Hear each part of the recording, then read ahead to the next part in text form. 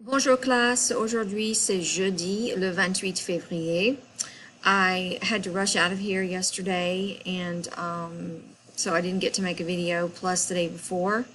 So this is going to be kind of a compilation of what we did over the last few days including today, and this is for all classes. So we did a warm-up yesterday and I'm going to go to that warm-up. So we're here, weekly warm-ups. Alright, so I'm going to click on weekly warm-ups. Okay, so yesterday's warm-up was this expression right here. Chaque jour n'est pas forcément un bon jour, mais il y a du bon dans chaque jour. So that was yesterday's, le 27 février. We looked at the picture and we discussed that it meant that each day is not necessarily a good day, but there is some good in each day. And we talked about what that meant to us. So that was yesterday's warm-up. The warm-up from before, on Tuesday, was these expressions right here. Nez à nez, we discussed that meant to happen to meet someone by accident. You chance meet someone. You ran into somebody at the mall. Avoir du cœur au ventre, to be brave. Mettre sa main au feu, to really hold your feet to the fire, to really stand by something that you believe in or that you say. Avoir un cœur d'or, to be very sweet or kind, to have a heart of gold. So anyway, that is, those were the warm-ups from the day before and yesterday. And then today's warm-up was this meme, and we discussed what the purpose of the meme was. And the meme's purpose was to show that we all have stereotypes and that we still, as a society, we do, unfortunately, make judgments and make assumptions before actually we're doing any research. We just kind of, we just kind of assume things based on what we've seen in the movies or what we read. So those were the warm-ups for today. All right, then the next thing we did was we reviewed how to make yes-no questions. So I'm going to go back over here. Yesterday we reviewed how to make questions. So I'm going to click up here. And if you just go through this PowerPoint, one of the ways that we discussed making a question was being able to change the tone of your voice at the end of a sentence. For example, tu vas jouer au foot samedi? Tu vas jouer au foot samedi? Are you going to play soccer Saturday? Tu vas jouer au foot samedi? Les Bleus gagnent le match. Les Bleus gagnent le match. Vous allez marquer un but? Vous allez marquer un but? Instead of just simply saying, tu vas jouer au foot samedi. That's a statement.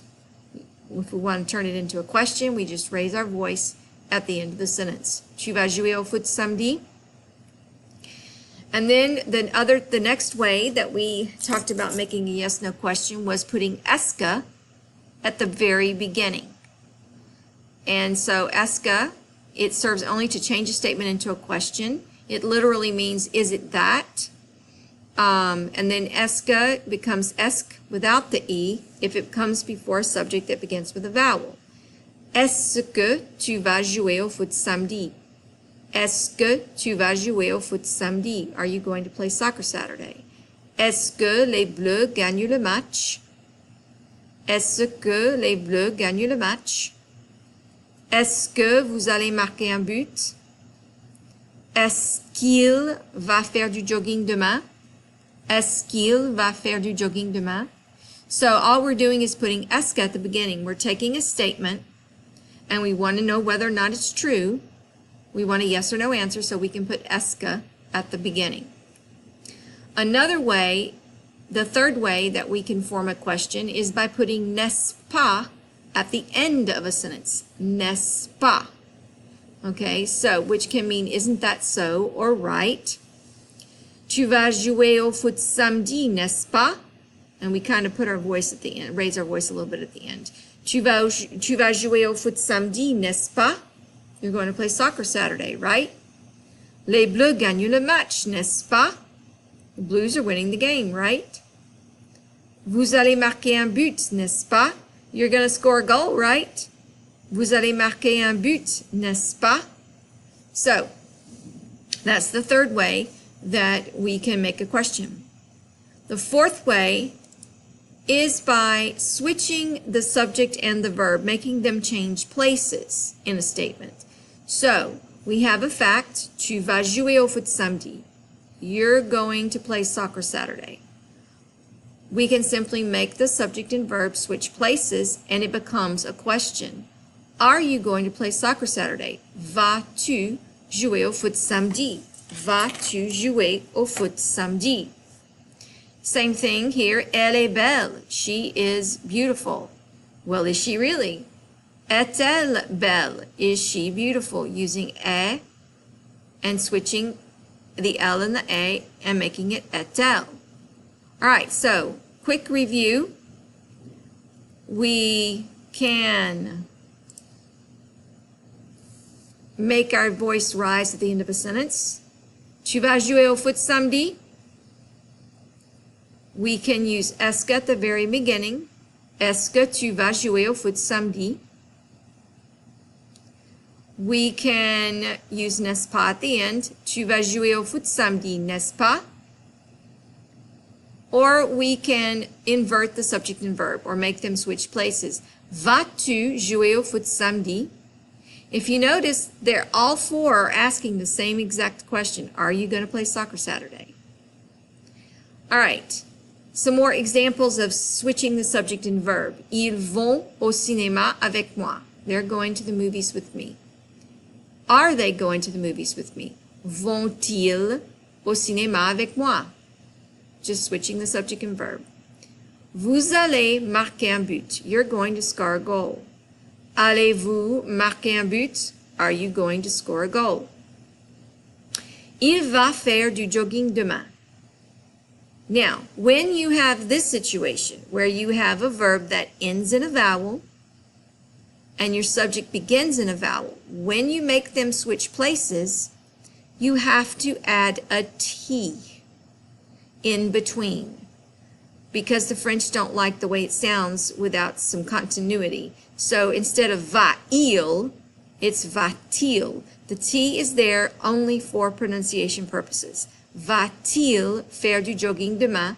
Is he going to go jogging tomorrow? Now, there's some more examples like that. Let's look at these, all right? And I'm going to switch it out of mode so I can do these together, do this with you. So let's look. Elle marque un but. If we want to rewrite it and use subject-verb inversion, then all we do is we take marque and put it first, capitalize the M, of course, marque. Then, if you notice, marque ends in a vowel, and elle begins with a vowel. Because those two criteria are met, that means that we have to add our hyphen and our T and a hyphen. And then, elle un but. So we have marque-t-elle un but? Marque-t-elle un but? There should be a space there. All right, marque-t-elle un but? Is she scoring a goal? Tu joues au basket aujourd'hui? All right, are you playing basketball today? Using subject-verb inversion. Joue is our verb. Hyphen. Tu. Here, we don't have to add a T because, look, joue ends in an S, and tu begins with a T. So there's no need for a T sound in the middle. Joues-tu is fine. Joues-tu au basket aujourd'hui? All right. Il porte des lunettes. Does he wear glasses? Porte. Now here we do have to add the T, because porte ends in a vowel and il begins with one. So porte-t-il des lunettes? Asking the same question, you want the same answer, It's just a different way of asking it. Elles vont manger au restaurant ce soir. Are they going to eat at the restaurant this evening? Elle is your subject, vont is your verb, so vont is going to go first. Now notice that vont doesn't end in a vowel, but the subject does. So because they both don't follow the rule, then you don't have to add the T, because vont does not end in a vowel. So vont-elles manger au restaurant ce soir? All right. And always remember your question mark. Nous étudions à la bibliothèque ce matin. Étudions-nous? Always forget. Oh, it's 144. Étudions-nous à la bibliothèque, and I'm not going to type the rest. But the point is that you can take the same question. Notice this doesn't follow that rule because gagne ends in a T, so gagne-t-il. And then vous parlez, parlez-vous. Now, elle a, she has, this one you will have to add a T. A, tel, because a is of course a vowel and elle begins with a vowel, so you have to put the T. A-t-elle un maillot de l'équipe de France? All right, on va. Here we have va. We have to add the T because va ends in a vowel. On begins with one. Va-t-on voir un match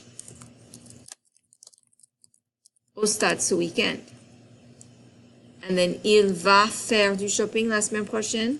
Va-t-il faire du shopping la semaine prochaine? So that is what this looks like. All right.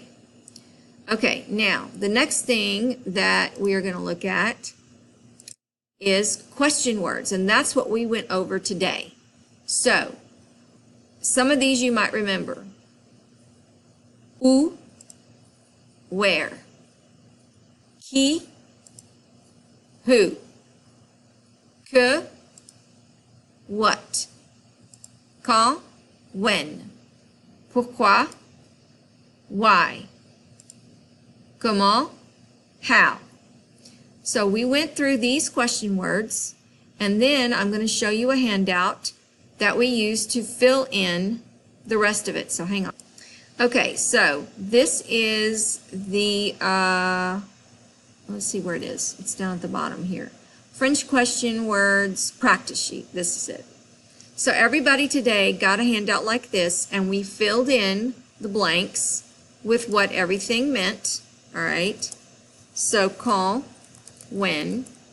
Qu'est-ce que, we said was what. À quelle heure, you should know that, at what time. Où, where. Pourquoi, why. Comment, how. Qui, who. Avec qui, with whom. À qui, to, at whom. De qui, from, of whom. Pour qui, for whom. And then quel, crap, is what. All right, I'm going to have to stop the video now because I only have 15 free minutes, but I'll pick back up in just a minute.